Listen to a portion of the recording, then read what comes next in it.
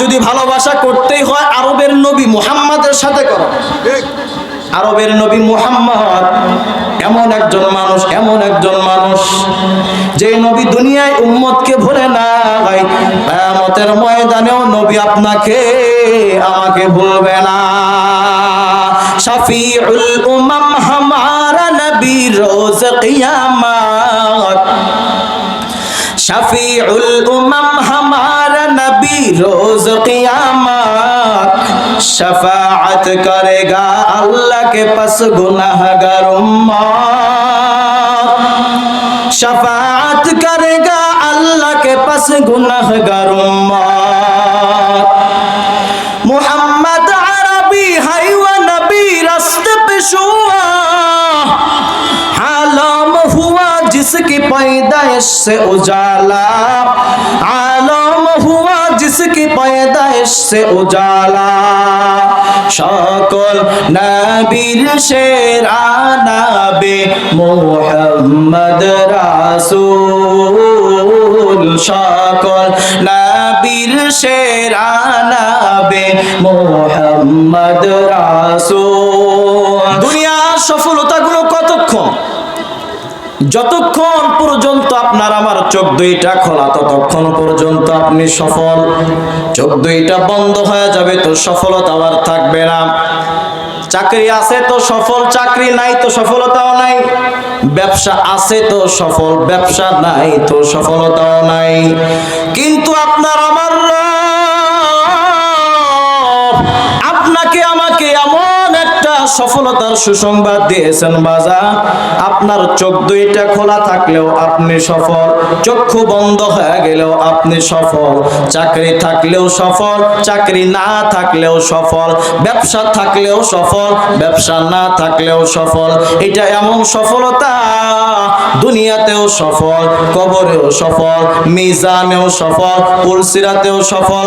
সব সফলতাগুলো পাড়ি দিয়া আল্লাহর জান্নাতুল ফেরদাউসের মালিক হওয়ার মাধ্যমে চূড়ান্ত পর্যায়ে সফল হওয়ার জোরে বলেন সুবহানাল্লাহ। আল্লাহ আল্লাহ क्या मुबारक नाम है, अल्लाह अल्लाह मोमिनों का काम है, अल्लाह अल्लाह तू मेरा रहमान है, अल्लाह अल्लाह तू मेरा रहीम है, अल्लाह अल्लाह तू मेरा माबूद है, अल्लाह अल्लाह तू मेरा माशूक है। বলেন তো এমন সফলতার দরকার আছে না না? আল্লাহ তাআলা বলতেছেন قد أفلح المؤمنون, মুমিনরা সফল। কোন মুমিনরা সফল? বলে যাদের ভিতরে 7টা গুণ থাকবে, এই 7 গুণওয়ালা মুমিনরা সফল। ওই 7 গুণগুলো কি?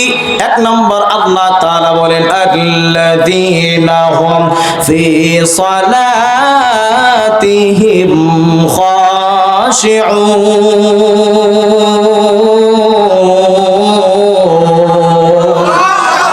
আল্লাহ তাআলা বলেন 1 নম্বর সফল মুমিন হলো তারা যারা নিজেদের নামাজের ক্ষেত্রে বিনয়ী এবং নম্র।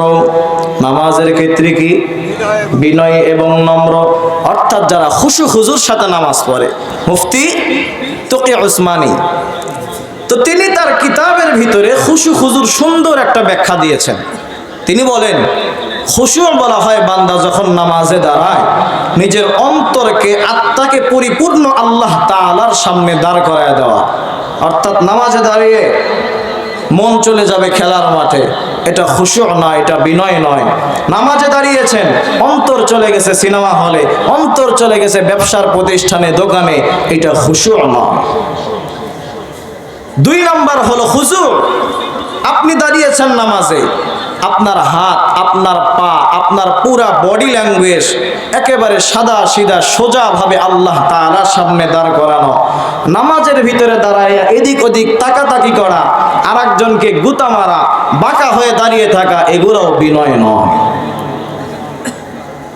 দুনিয়ার ভিতরে দেখবেন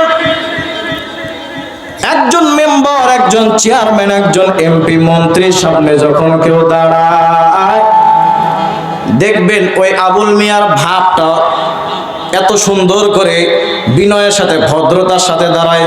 কেন বলে মেম্বারের সামনে কি আর বাঁকা হয়ে দাঁড়ানো যায়? মন্ত্রীর সামনে দাঁড়ায়, এমপির সামনে যখন দাঁড়ায় অত্যন্ত বিনয়ের সাথে সোজা হয়ে দাঁড়ায়। ওরে বিলকুস এলাকার মুসলমান, একটা বার জবাব দাও, ওই মেম্বার, ওই চেয়ারম্যান, ওই এমপি মন্ত্রী তারাও তো মানুষ, আপনিও মানুষ, কিন্তু তাদের একটা সামান্য একটা দুনিয়াবি পদমর্যাদা থাকার কারণে আপনি চেয়ারম্যান, মেম্বার, এমপি মন্ত্রীর সামনে বাঁকা হয়ে দাঁড়ান না, আদবের সাথে বিনয়ের সাথে দাঁড়ান। অথচ আপনার আমার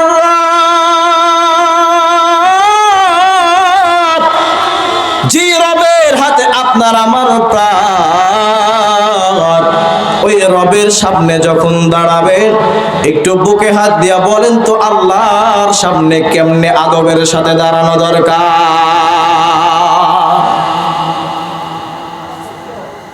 বিশ্বনবী হাদিসের ভিতর বলেন, বান্দা যখন নামাজের ভিতরে দাঁড়ায়, ফাইন্নাল্লাহা হিয়ালা ওয়াজহিহি, বান্দার চেহারার সামনে দুনিয়ার কেউ থাকে না, আমার আল্লাহ বান্দার চেহারার সামনে থাকে। বলেন সুবহানাল্লাহ।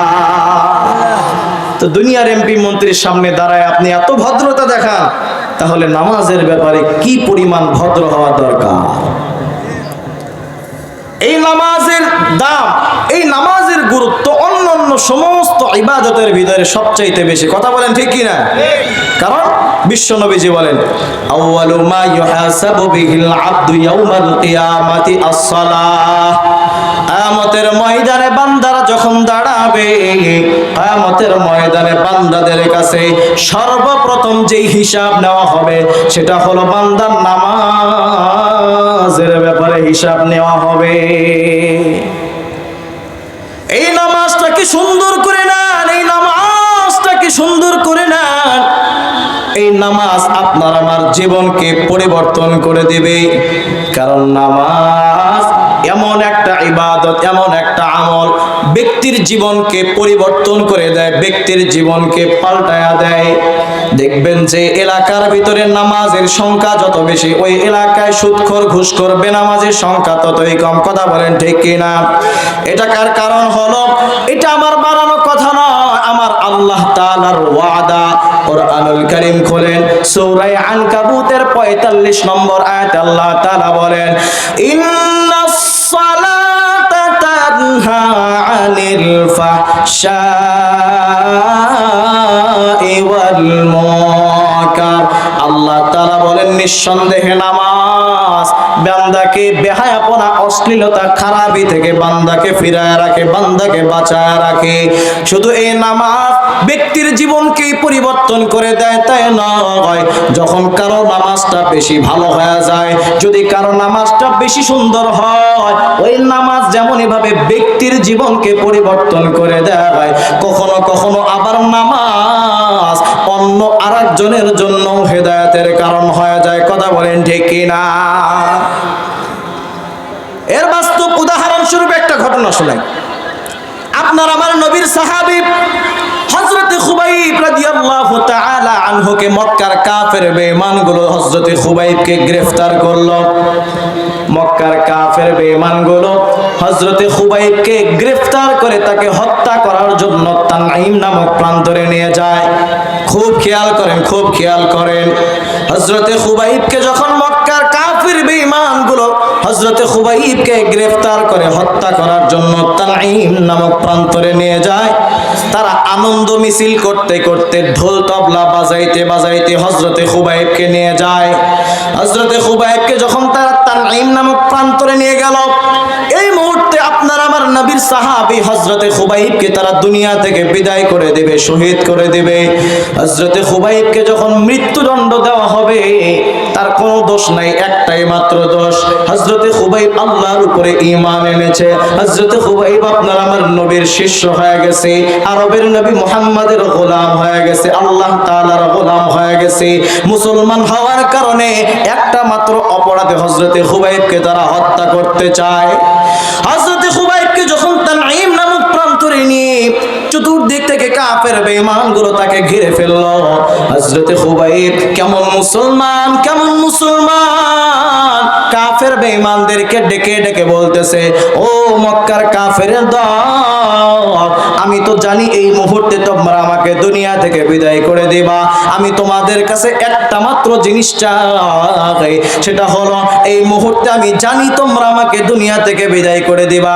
আমি তোমাদের কাছে বাড়ি গাড়ি জায়গা জমি খাওয়া কিচ্ছু চাই না, একটা মাত্র জিনিস চাইব, সেটা হলো আমাকে মৃত্যু দেওয়ার আগে আমাকে শুধুমাত্র 2টা রাকাত নামাজ পড়ার সুযোগ করে দাও। আল্লাহু আকবার, জোরে বলেন আল্লাহু আকবার।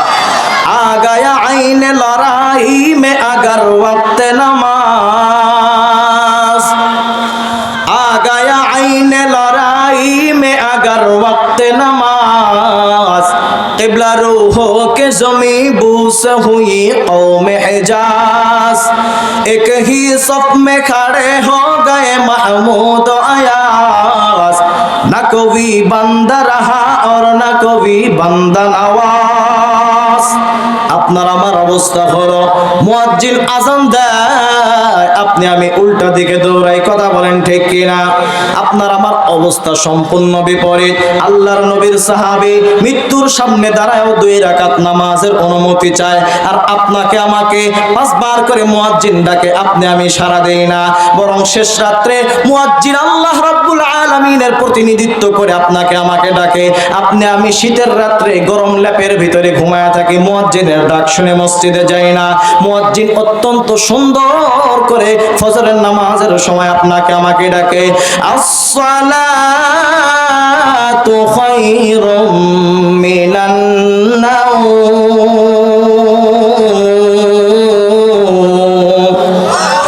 ঘুমের চেয়ে নামাজ ভালো আর তুমি ঘুমাইও না, ঠিক মতো পড়িলে নামাজ জান্নাত তোমার ঠিকানা, ঠিক মতো পড়িলে নামাজ জান্নাত তোমার ঠিকানা। ওরে পশু পাখি কীট পতঙ্গ কেউ ঘুমিয়ে রইল না, মানুষ হয়ে ঘুমিয়ে থাকা ঠিক তো মোটেও হবে না। মুয়াজ্জিন আপনাকে আমাকে ডাকে, আপনি আমি তাও মসজিদে যাই না। ওদিকে আল্লাহর নবীর সাহাবী হযরতে খুবাইব এই মুহূর্তে যাকে দুনিয়া থেকে বিদায় করে দেওয়া হবে, চতুর্দিক থেকে কাফের বেঈমানগুলো তাকে ঘিরে রেখেছে, তরবারি খোলা তরবারি নিয়ে দাঁড়ায় আছে। এই মুহূর্তে হযরতে খুবাইবকে দুনিয়া থেকে বিদায় করে দেবে। হযরতে খুবাইব বলে, আমাকে 2টা রাকাত নামাজ পড়ার সুযোগ করে দাও। কেমন তাদের ঈমান! হযরতে খুবাইবের আবদার শুনে কাফের বেঈমানগুলো তাকে শুধুমাত্র 2 রাকাত নামাজ পড়ার অনুমতি দিলেন। হযরতে খুবাইব সামান্য সময়ের অনুমতি পাইয়া হযরতে খুবাইব চট করে পশ্চিম দিকে ঘুরে দাঁড়াইয়া কিবলার দিকে দাঁড়াইয়া হযরতে খুবাইব নামাজের নিয়ত বাঁধলেন। এত চমৎকার করে হযরতে খুবাইব 2টা রাকাত নামাজ আদায় করলেন, এত সুন্দর করে 2টা রাকাত নামাজ আদায় করলেন। এই মুহূর্তে যাকে হত্যা করা হবে কোনো রকমের ভয় না, কোনো ভয় তার অন্তরে আছে না, কোনো ভয় তার আচার আচরণে আছে না, কোনো ভয় তার বডি ল্যাঙ্গুয়েজের ভিতরে পাওয়া যায়। এত চমৎকার করে হযরতে খুবাইব 2টা রাকাত নামাজ আদায় করলেন। তাকে হত্যা করার জন্য যে সমস্ত কাফের বেঈমানগুলো চতুর্পাশে ঘিরে রেখেছে তারাও আশ্চর্য হয়ে গেছে, হায় রে হায়, এইটা আবার কেমন মুসলমান আর কেমন তাদের রব! আল্লাহু আকবার বলেন। হযরতে খুবাইব 2 রাকাত নামাজ শেষ করার পরে ডাক দিয়ে বলতেছে, ও কাফেরের দল, আমাকে যখন তোমরা 2 রাকাত নামাজ পড়ার আদেশ দিয়েছো, সুযোগ দিয়েছো, আমি যখন নামাজের ভিতরে দাঁড়াইলাম, আমি যখন নিয়ত করে নামাজে দাঁড়াইয়া যখন সূরা কিরাত তেলাওয়াত করা শুরু করছি, আমার এত মজা লাগতেছিল, আমি মনে হয় সরাসরি আমার আল্লাহর সাথে কথা বলতেছি। জোরে বলেন সুবহানাল্লাহ। আমি যখন তেলাওয়াত করতেছি আমার রব আল্লাহ আল্লাহর সাথে যেন আমি সরাসরি কথা বলতেছি, আমার মনটা চায় আর একটু বেশি বেশি করে তেলাওয়াত করব, আর একটু বড় বড় সূরা পড়ব, কিন্তু আমি তা করতে পারি নাই। আবার যখন আমি রুকুর ভিতরে গেলাম,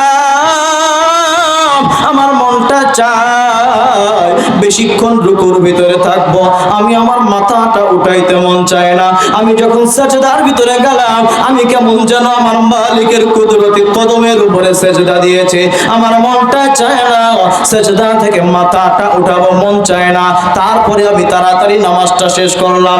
এর কারণ হলো, আমি যদি ধীরে ধীরে বেশি সময় নিয়ে নামাজ পড়তাম, তাহলে তোমরা বলতা মুসলমানের দলের খুবাইব মৃত্যুর ভয়ে নামাজটাকে লম্বা করতেছে। কথা বলেন ঠিক কিনা? যাতে তোমরা এই কথা বলতে না পারো, এই জন্য আমি তাড়াতাড়ি নামাজটা শেষ করলাম। ঘটনা আসছে হযরতে খুবাইব কি ওই সমস্ত কাফের বেঈমানগুলো তাকে নির্মমভাবে, মারাত্মকভাবে তাকে দুনিয়া থেকে বিদায় করে দিল, তাকে হত্যা করে দিল। হত্যা করার পর সমস্ত কাফের বেঈমানগুলো নিজের ঘরে চলে গেল, বাড়িতে চলে গেল। কিন্তু এই কাফের যারা হযরতে খুবাইবকে হত্যা করার জন্য চতুর্পাশে ঘিরে রেখেছিল, তাদের ভিতরে একজন কাফেরের নাম ছিল হযরত সাঈদ ইবনে আমের। কি নাম জোরে বলেন? সাঈদ ইবনে আমের। তিনিও কাফের, তিনিও হযরত খুবাইবকে হত্যা করার জন্য আনন্দ মিছিল করতে করতে তানঈম প্রান্তরে চলে এসেছে। হযরত সাঈদ ইবনে আমের তার অন্তরের ভিতরে হযরত খুবাইবের নামাজের দৃশ্য দেখার পরে অন্তরের ভিতরে ঝড় তুফান শুরু হয়ে গেছে। সবাই বাড়িতে চলে গেল, হযরত সাঈদ ইবনে আমের বাড়িতে চলে গেল। বাড়িতে যাওয়ার পর রাত্রবেলা বিছানার বালিশে যখন মাথাটা লাগায়, হযরত সাঈদ ইবনে আমের চোখে কোনো ঘুম নাই, কোনো ঘুম নাই। হযরত সাঈদ ইবনে আমের ডান কাঁধে অন্তরের ভিতরে, চোখের ভিতরে হযরতে খুবাইবের নামাজের দৃশ্য ভেসে ওঠে। আবার বাম কাঁধে আবার ওই নামাজের দৃশ্য তার অন্তরে ভেসে ওঠে। সারাটা রাত শুধু ছটফট ছটফট ছটফট চলতেছে। হযরতে খুবাইবের নামাজের দৃশ্য দেখার পরে সে আর অস্থির হয়ে গেছে, তার অন্তরের ভিতরে আর শান্তি আসে না। মনে মনে চিন্তা করতে করতে সিদ্ধান্ত নিয়ে নিয়েছে, এই যে খুবাইব 2 রাকাত নামাজ পড়েছে, একজন সাচ্চা মুসলমান, একজন সাচ্চা মুসলমান না হয়তো তরবারির সামনে দাঁড়াইয়া এত সুন্দর করে কখনোই নামাজ পড়া সম্ভব ছিল না। কথা বলেন ঠিক কিনা? হযরত সাঈদ ইবনে আমের মনে মনে সিদ্ধান্ত নিল, এই খুবাইব যে ব্যক্তি তরবারির সামনে দাঁড়াইয়া এত চমৎকার করে নামাজ পড়তে পারে, এই মুসলমান সত্য মুসলমান, এই মুসলমান সত্য, হযরতে খুবাইব সত্য, হযরতে খুবাইবের আল্লাহ সত্য, হযরতে খুবাইবের নবীও সত্য, আর হযরতে খুবাইব যে ধর্মের অনুসারী, সেই ধর্ম হলো সত্য ধর্ম। জোরে বলেন সুবহানাল্লাহ।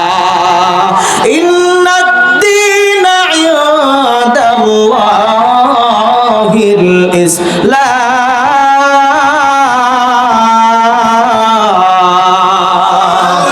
ইসলাম হলো চিরদিনের শান্তি সুখের নিশানা, ইসলাম ছাড়া অন্য সবই জাহান্নামের ঠিকানা। কথা বলেন ঠিক কিনা?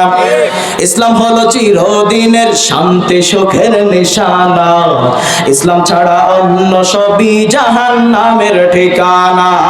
শান্তির লাগি দেশের মানুষ ছুটি আছে হইয়া বেহুশ, শান্তির লাগি দেশের মানুষ ছুটি আছে হইয়া বেহুশ। আসলে সব পেট পূজারি, বাটপারি আর বাহানা, ইসলাম ছাড়া অন্য সবই জাহান্নামের ঠিকানা। কথা বলেন ঠিক কিনা? হযরত সাঈদ ইবনে আমের সারাটা রাত ছটফট করতে করতে সিদ্ধান্ত নিয়ে ফেলেছে, হযরতে খুবাইব সত্য, হযরতে খুবাইবের নবীও সত্য, হযরতে খুবাইবের ধর্ম সত্য, হযরতে খুবাইবের ধর্ম সত্য, হযরতে খুবাইবের আল্লাহ সত্য। আর দেরি করে না, সকালবেলা দৌড়াইতে দৌড়াইতে চলে গেছে আরবের নবী মুহাম্মাদের দরবারে। গিয়ে ডাক দিয়া কয়, নবী আমার,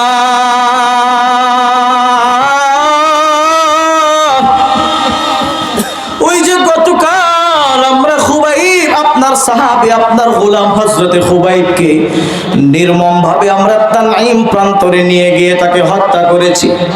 হত্যা করার আগে হযরতে খুবাইব এত চমৎকার করে, এত সুন্দর করে 2 রাকাত নামাজ পড়েছে। ও পয়গম্বর, তার নামাজ দেখার পরে আমরা অস্থির হয়ে গেছি, আমাদের অন্তরে তুফান শুরু হয়ে গেছে। আমার বুঝতে বাকি নাই হযরতে খুবাইবের ধর্মই সত্য ধর্ম, আর মিথ্যায় থাকতে চাই না।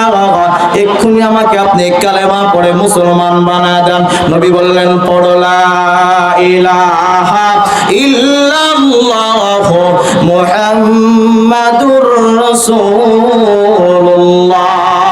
লিল্লাহি তাকবীর। নামাজের পাওয়ার আছে না নাই?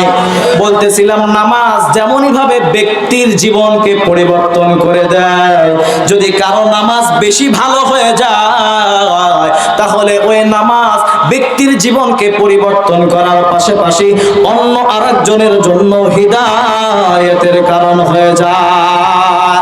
এজন্য সুন্দর করে নামাজ পড়ার দরকার আছে না নাই? কোরআনুল কারীম খুলেন, সূরা বাকারা 238 নম্বর আয়াত, আল্লাহ বলেন, ওয়াকুমু লিল্লাহি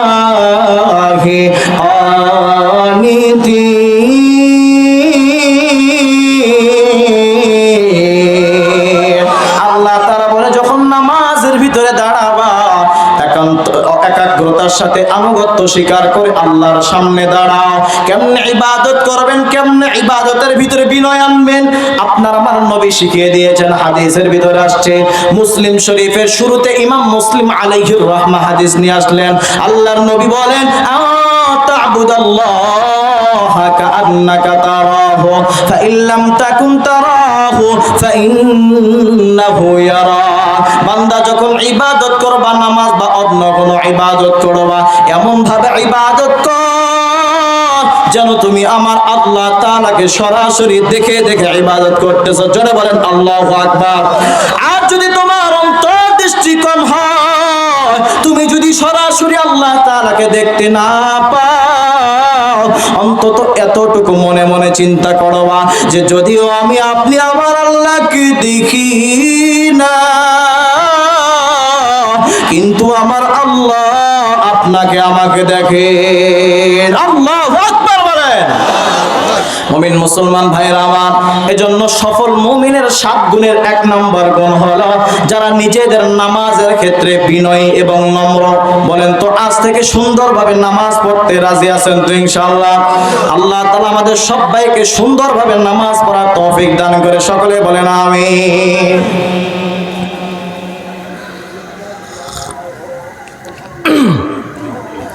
সফল মুমিনের গুণ কয়টা? 7টা। 1 নাম্বার হলো যারা নামাজ সুন্দরভাবে পড়ে। এখন আসেন 2 নম্বর গুণ।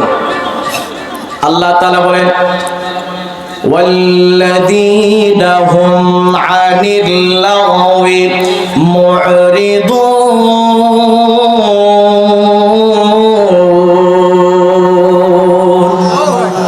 সফল মুমিনের 2 নম্বর গুণ। 2 নম্বরে সফল ওই সমস্ত মুমিন, ওই সমস্ত ব্যক্তি যারা কোনো অহেতুক কথা বলে না, অহেতুক কাজ করে না। অর্থাৎ যারা অহেতুক কথা এবং কাজ থেকে বিরত থাকে। আপনার আমার অবস্থা হলো, 2 জন মানুষ একত্র হয়েছে, দেখবেন আরেকজনের গীবত করতেছে। কথা বলেন ঠিক কি না? মিথ্যা কথা বলতে বলতে কত মিথ্যা কথা বলি, কোনো হিসাব নাই। অন্য আরেকজনের গীবত না করলে আপনার আমার চায়ের আড্ডা জমেই না। কথা বলেন না কেন? এগুলো অহেতুক কাজ, অহেতুক কথা। প্রিয় ভাইরা আমার, অহেতুক কাজ কোনগুলাকে বলে? বলে যেইগুলার ভিতরে আখিরাতের কোনো ফায়দা নাই। তা আপনারা বলতে পারেন, হুজুর আমাদের চাকরি করা লাগে, ব্যবসা করা লাগে, দোকানদারি, কৃষি কাজ, কত কিছু করা লাগে, তাইলে এইগুলা কি বেফায়দা নাকি? না, আপনার জীবনের এই সমস্ত প্রত্যেকটা কাজ ইবাদত হয়ে যাবে যদি 2টা শর্ত মেনে চলেন। সুবহানাল্লাহ বলবেন না? শর্ত কয়টা? সমস্ত কাজগুলো ইবাদত হয়ে যাবে। জানার দরকার আছে না নাই? ইবাদত। একটা ব্যাপক শব্দ।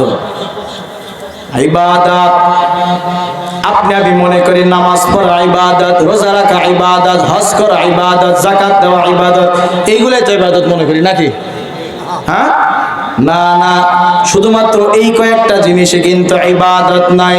একজন মুমিন বান্দা হাসি দিবে তাও হবে ইবাদত, একজন মুমিন বান্দা কান্না করবে তাও হবে ইবাদত, একজন মুমিন বান্দা বাজারে যাবে তাও হবে ইবাদত, একজন মুমিন বান্দা ব্যবসা করবে তাও হবে ইবাদত, একজন মুমিন বান্দা দোকানদারি করবে তাও হবে ইবাদত, একজন মুমিন বান্দা ঘুমায় থাকবে তাও হবে ইবাদত, মুমিন বান্দা খানা খাবে তাও হবে ইবাদত, মুমিন বান্দা চুপচাপ বসে থাকবে তাও হবে ইবাদত, মুমিন বান্দা কারো সাথে কথা বলবে তাও হবে ইবাদত।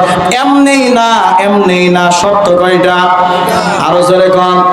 এক নম্বর শর্ত হলো রেজা বিল কাজা।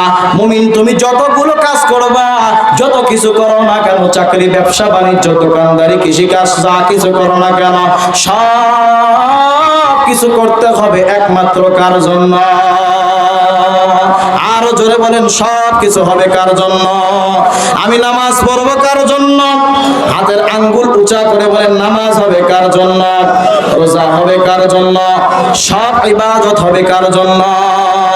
ইন্না সালাতি ওয়া নুসুকি ওয়া মাহইয়ায়া ওয়া মামাতি লিল্লাহি রাব্বিল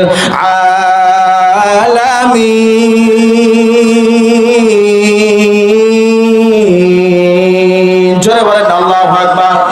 আমার সব কিছুর মালিক কে? হায়াতের মালিক কে? মৌতের মালিক কে? রিজিক দেওয়ার মালিক কে? জবানের তালাটা খুলে বলেন, রিজিক দেওয়ার মালিক কে? সন্তান দেওয়ার মালিক কে? আর জোরে বলেন, সন্তান দেওয়ার মালিক কে? নাকি খাজা বাবা, দেওয়ানবাগি, চন্দ্রপাড়া, সুরেশ্বরী, মাইজ ভান্ডারি কে? আর জোরে বলেন, সন্তান দেওয়ার মালিক কে? অথচ আপনার আমার সমাজ একদম কপাল পরা মুসলমান আছে, সন্তান দেওয়ার মালিক যে আল্লাহ এটা বিশ্বাস করে না, আছে না নাই? যার কারণে স্ত্রীর সন্তান হয় না। দেখবেন সুন্দর করে বউডারে সাজায় গুজায় বাবার দরবারে নিয়ে কয়, বাবা গো একটা সন্তান দাও, একটা সন্তান দাও। বলেন আছে না নাই? খবর নিয়ে দেখবেন যে যেই বাবার কাছে গিয়া সন্তান চায়, ওই বাবার কপালে জনমের মতো ঠাড়া পড়ছে, বাবার নিজেরই কোনো সন্তান নাই। কথা বলেন ঠিক কিনা? বাবার দরবারে সন্তান চায় না? হ্যাঁ, কয়েক বছর আগে ফেসবুকে একটা ভাইরাল হয়েছে, সুমা বাবা। কি বাবার নাম? জোরে কোন, কি বাবা? ওই বাবার বলে কেরামতি কি, যেই মহিলাদের সন্তান হয় না, ওই বাবার কাছে নিয়ে যাওয়ার পর বাবা যদি চুমা খায় নাকি সন্তান হয়। জোরে বলেন নাউজুবিল্লাহ। আমাদের সমাজের ভিতরেও একদল হিজরা মার্কা মুসলমান আছে, যারা নিজেদের সন্তান না হওয়ার কারণে নিজের সুন্দরী বউকে নিয়ে ওই চুমা বাবার কাছে নিয়ে যায়। চুমা বাবা চুমা খায় আর মনে মনে তারাও হাসে আর বলে, তোর চাইতে বড় বলদ আর কেউ নাই। কারণ ওই চুমা বাবাও জানে, ভণ্ড বাবাও জানে, সন্তান দেওয়ার মালিক সে না, সন্তান দেওয়ার মালিক কে? আরো জোরে বলেন কে? এরকম ভণ্ডপীঠদের কাছে গিয়ে নিজেদের ঈমান বিক্রি করার মতো লোক সমাজে আছে না নাই? আরো জোরে বলেন, আছে না নাই? দেখবেন নিজের আপন বাপ মাকে সারা বছরে 1 কেজি গরুর গোশত খাওয়া হয় না, কিন্তু বছরে একবার গরু কিনা গরুর গলার ভিতরে মালা দিয়া গান গাইতে গাইতে বাবার দরবারে নিয়ে যায়। বলেন আছে না নাই? অথচ নিজের ঘরে নিজের ওর বাপ মা না খায় আছে, শুধু কি বাবার দরবারে গরু নিয়ে যায়, কি সুন্দর করে গান গায়। আমি যাইতাম গনিশা বাবার দরবারে, আমি যাইতাম গনিশা বাবার দরবারে, বাবার বিরহ জ্বালা চলে অন্তরে। নাউজুবিল্লাহ কোন? যেটা নাউজুবিল্লাহ বলবে না মনে করবেন ওইটাই ভণ্ড পীরের বলে। জোরে বলেন নাউজুবিল্লাহ। বাবার বিরহ জ্বালা চলে অন্তরে, আমি যাইতাম গনিশা বাবার দরবারে। কয় বাবা জানা আমার নূরেরই পুতুল, বাবা জানা আমার জান্নাতের ফুল। জোরে কর নাউজুবিল্লাহ। বাবা জানা আমার নূরেরই পুতুল, বাবা জানা আমার জান্নাতের ফুল। ওরে জিনপুরি ফেরে ফেরেশতা পাগল বাবার জিকিরে, আমি যাইতাম গনিশা বাবার দরবারে। কথা বলেন আছে না নাই? আর একদল দেখবেন তো সুন্দর করে বাবাকে ডাকে এমন ভাবে, এই প্রত্যেকটা কথা বলতেছে আর কিন্তু আল্লাহর সাথে শিরিক করতেছে। কথা বলেন ঠিক কিনা? আমি পাপী গুনাহগার বান্দা হেলাল, আমি পাপী গুনাহগার বান্দা হেলাল, কেমনে হব পার? ও হেলাল চাঁদ নৌকার মাঝি, আমায় করিও পার। নাউজুবিল্লাহ জোরে কোন। বলেন তো, যে নৌকার মাঝিরে ডেকে ডেকে বলতেছে, ওই নৌকার মাঝির কিয়ামতের ময়দানে কোন ক্ষমতা আছে? জোরে বলেন, সব ক্ষমতার মালিক কে? যেই নৌকা দুনিয়াতে কোনোদিন চলে নাই, ওই নৌকা কিয়ামতের ময়দানেও চলতে পারে না। জোরে বলেন ঠিক কি না? কিয়ামতের ময়দানের মালিক কে? আরো জোরে বলেন কে? মালিকি ইয়াউমিদ্দিন। কিয়ামতের ময়দানের মালিক একমাত্র আল্লাহ। এজন্য গোলামি যদি করতেই হয়, কার গোলামি করব? এজন্য সমস্ত কাজগুলো ইবাদত হবে দুইটা শর্তের বিনিময়ে। এক নাম্বার শর্ত, মুমিন বান্দা যতগুলো কাজ করবে, যত কিছু করবে, সব কিছু করবে আল্লাহর খুশির জন্য। দুই নাম্বার শর্ত হলো, মুমিন বান্দা যতগুলো কাজ করবে, যত কিছু করবে, ব্যবসা বাণিজ্য চাকরি সব কিছু করবে আরবের নবী মুহাম্মদুর রাসূলুল্লাহ সাল্লাল্লাহু আলাইহি ওয়াসাল্লামের সুন্নাত তরিকায়। জোরে বলেন সুবহানাল্লাহ। सुन्नत है मेरे पेश नजर कल्बों में अल्लाह, सुन्नत है मेरे पेश नजर कल्बों में अल्लाह, रोजा मेरे आंखों में है दिल में काबा, रोजा मेरे आंखों में है दिल में काबा। ওরে কপাল পরা যুবকরা, আজকে তোমার নবীর স্টাইল ভালো লাগে না, নবী কেমনে চুল কাটছে আপনি চুল কাটতে ভালো লাগে না, ওই যে কয়েক হাজার বর্গ কিলোমিটার দূরে ওই যে মেসি নেইমার কেমনে চুল কাটছে এটা বড় ভালো লাগে। আজকে নবীর পোশাকের মতো পোশাক পরতে ভালো লাগে না, ওই যে নায়ক নায়িকা কেমনে পোশাক পরে এমনি পোশাক পরতে বড় ভালো লাগে। ওরে পর্দার আলের মাগো, নবীর সাদা সিধা জিন্দেগি তোমাদের ভালো লাগে না, ওই যে টিকটক জি বাংলা আর স্টার জলসার নায়িকারা কেমনে পোশাক পরে ওদের মতো পোশাক পরতে তোমার ভালো লাগে। ওই সমস্ত স্টার জলসা আর জি বাংলা দেখতে দেখতে মহিলারা গুলো আজকে বদ্দিন হয়ে যাইতেছে, নবীর সুন্নত তরিকা আর ভালো লাগে না। এই জন্য আল্লাহ বলেন সব কাজগুলো তোমাদের জন্য ইবাদত হয়ে যাবে যদি দুইটা শর্ত মানো। এক নাম্বার, মুমিন যা করবে সব করবে আল্লাহর জন্য। দুই নাম্বার, মুমিন যা কিছু করবে সব করবে আরবের নবী মুহাম্মাদের তরিকা। কারণ কিয়ামতের ময়দানে এমন একটা সময় আসবে, এই মেসি নেইমার গুলো আপনাকে বাঁচাতে পারবে না, শাকিব খান পূর্ণিমা এগুলো আপনাকে আমাকে বাঁচাতে পারবে না। বরং আল্লাহর নবীর হাদিস, আলমার মাআ মান আহাব্বা, যার সাথে যার মুহাব্বত তার সাথে তার কিয়ামত। আজকে তুমি দুনিয়ার ভিতরে নায়ক নায়িকারে বড় ভালোবাসো, খেলোয়াড়রে বড় ভালোবাসো, কিয়ামতের ময়দানে কিন্তু ওই খেলোয়াড় নায়ক নায়িকারা তোমাকে না নিয়া কিন্তু জাহান্নামে যাবে না। কথা বলেন ঠিক কি না?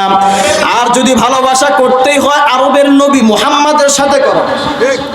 আরবের নবী মুহাম্মদ এমন একজন মানুষ, এমন একজন মানুষ যে নবী দুনিয়ায় উম্মতকে ভুলে না, ভাই কিয়ামতের ময়দানেও নবী আপনাকে আমাকে ভুলবে না। শফিউল উমাম হামারা নবী রোজ কিয়ামত, শফিউল উমাম হামারা নবী রোজ কিয়ামত, शफाअत करेगा अल्लाह के पास गुनाहगार उम्मत, शफाअत करेगा अल्लाह के पास गुनाहगार उम्मत। मोहम्मद अरबी है वो नबी रास्ते पे शुआ, आलम हुआ जिसकी पैदाइश से उजाला, आलम हुआ जिसकी पैदाइश से उजाला, সকল নবীর সেরা নবী মুহাম্মদ রাসূল, সকল নবীর সেরা নবী মুহাম্মদ রাসূল যাহারা গমনে ধন্য যাহারা গমনে ধন্য হলো তামাম কুল সকল নবীর সেরা নবী মুহাম্মদ রাসূল সকল নবীর সেরা নবী মুহাম্মদ রাসূল। বলেন নবীর তরিকা মানার দরকার আছে না নাই? রাগ করতেছেন? আর 10-15 মিনিট থাকা যাবে বাজান? থাকবেন তো? তাহলে বললাম বান্দার সমস্ত কাজগুলো ইবাদত হবে। শর্ত কয়টা? 1 নাম্বার সব হবে কার জন্য? 2 নাম্বার সব কিছু হবে কার তরিকায়? নবীর তরিকায়। তো বলতেছিলাম এই 2টা শর্ত মেনে যদি আপনি কাজ করেন তাহলে আপনার কোনো কাজ আর অহেতুক কাজ থাকবে না, আপনার কোনো কথাও আর অহেতুক কোনো কথা হবে না। আপনার আমার প্রত্যেকটা কাজ এবং কথার বিনিময়ে আল্লাহ তাআলা আমল লিখে দিবেন, সওয়াব লিখে দিবেন। জোরে বলেন সুবহানাল্লাহ। সফল মুমিনের 2 নম্বর গুণ হলো যারা অহেতুক কথা এবং কাজ থেকে বিরত থাকে। এবার আসেন 3 নম্বর গুণ। আল্লাহ তাআলা বলেন والذين هم للزكاة فاعلون। সফল মুমিনের 3 নম্বর গুণ হলো যারা যাকাত আদায় করে। কি আদায় করে? যাকাত। আপনার আমার যাকাত আদায় করতে মন চায় না। যাকাত যদি ফরজ হয়, গরিব দুঃখী কেউ এসে যদি যাকাত চায় আপনার আমার মেজাজ গরম হয়ে যায়। আবার কেউ যদি যাকাত দেয়, এমনও মানুষ আছে যাকাত দেয় কিন্তু মনে হয় ভিক্ষা দিচ্ছে। আছে না নাই? আর জোরে কোন আছে না নাই? যাকাত দেওয়া মানে কি ভিক্ষা দিচ্ছে? এমন একটা ভাব ধরে মনে হয় গরিবকে যাকাত দিয়ে ওর বড় একটা উপকার করে দিছে। কিন্তু উপকার তো গরিবের করে নাই, উপকার নিজের করেছে। কথা বলেন ঠিক কি না? কারণ আপনার উপরে যাকাত ফরজ হয়েছে, আপনি যদি যাকাত না দেন আপনি গুনাহগার হবেন। কিন্তু ওই গরিবের উপরে কি যাকাত নেওয়া ফরজ হয়েছে? সে যদি যাকাত না নেয় সে গুনাহগার হবে? তার মানে বোঝা গেল আপনি তার উপকার করেন নাই, এই গরিব আপনার থেকে যাকাত নিয়া ও আপনাকে গুনাহ মুক্ত করেছে, সে নিজেই আপনার উপকার করেছে। জোরে বলেন ঠিক কি না? আবার একদল মানুষ দেখবেন যাকাত আসছে 1 লক্ষ টাকা, কোন রকম 20,000 টাকার কয়টা শাড়ি লুঙ্গি কিনে দিয়ে বাকি যাকাতের থেকে আরো 80,000 টাকা পকেটের ভিতরে ঢুকায় আর সুন্দর করে তৃপ্তি ঢেকুর তোলা 80,000 টাকা লাভ। নাউজুবিল্লাহ আসতে বলেন। আল্লাহর নবী এমন একটা ধমক দিয়েছেন শুনলে কলিজা কেঁপে উঠবে। বুখারী শরীফের ভিতরে হাদিস আসছে, আল্লাহর নবী বলেন মান আতাহুল্লাহু মালান ফালাম ইউআদ্দি যাকাতাহু মুসিলা লাহু ইয়াউমাল কিয়ামাতি শুজাআন আকরা লাহু যাবিবাতান। আল্লাহর নবী বলেন যার উপরে যাকাত ফরজ হলো, যাকাত দিল না, কিয়ামতের ময়দানে আল্লাহ তাআলা ওই ব্যক্তির সম্পদকে, ধন সম্পদকে একটা বিষাক্ত সাপের রূপ দিয়া ওই ব্যক্তির গলার ভিতরে পেঁচায়া দিবে। ওই ব্যক্তির গলার ভিতরে সাপ পেঁচানোর পরে সাপ ওই ব্যক্তির 2 পাশের গালের ভিতরে দংশন করবে আর বলবে আনা মালুকা আনা কাজুকা, এই ব্যক্তি দুনিয়াতে তো যাকাত দাও নাই, আমি তোমার সেই সম্পদ, আমি তোমার সেই ধন সম্পদ, আমি তোমার জমা করে রাখা মাল। 1 লক্ষ টাকার ভিতরে 20,000 টাকার যাকাত দিয়ে 80,000 টাকা পকেটে ঢুকাইয়া খুশি হয়েছেন, এই 80,000 টাকায় কিয়ামতের ময়দানে সাপ হয়ে আপনাকে দংশন করবে। মুমিন মুসলমান ভাইয়েরা আমার, এই যাকাত শব্দের 2টা ব্যাখ্যা করে মুফাসসিরিনে কেরাম। তাফসীর ইবনে কাসিরের ভিতরে আল্লামা ইবনে কাসির রাহমাতুল্লাহি আলাইহি যাকাতের 2টা ব্যাখ্যা লিখেছেন। 1 নম্বর, যাকাত মানে হলো সম্পদকে পবিত্র করা, ধন সম্পদের যাকাত দেওয়া। আর 2 নম্বর হলো যাকাত মানে নিজের আত্মাকে, অন্তরকে পবিত্র করা। কথা বলেন ঠিক কি না? অন্তর আত্মাকে পবিত্র করা। অন্তর, আপনার আমার অন্তরগুলো কেমনে অপবিত্র হয়? গুনাহ করতে করতে অন্তরগুলো অপবিত্র হয়ে যায়, গুনাহ করতে করতে অন্তরটা কালো হয়ে যায়। অন্তরকে সাফ করে না নিয়ে যদি কবরে যান, এই অন্তরের কোনো দাম নাই। কোরআনুল কারীম খুলেন সূরা আল, আল্লাহ বলেন কদ আফলাহা মান তাযাক্কা। আল্লাহ বলেন ওই সমস্ত ব্যক্তিরা সফল যারা নিজেদের অন্তরকে, আত্মাকে সাফ করে। সূরা আশ-শামসের ভিতরে আল্লাহ বলেন কদ আফলাহা মান যাক্কাহা ওয়া কদ খাবা মান দাসসাহা। যে ব্যক্তি নিজের অন্তরকে, আত্মাকে পবিত্র করলো সে সফল, আর যে ব্যক্তি নিজের আত্মাকে কলুষিত করলো সে বিফল। কোরআনুল কারীমে সূরা শুরার ভিতরে আল্লাহ তাআলা বলেন ইয়াউমা লা ইয়ানফাউ মালু ওয়ালা বানুনা ইল্লা মান আতাল্লাহা বিকলবিন সালিম।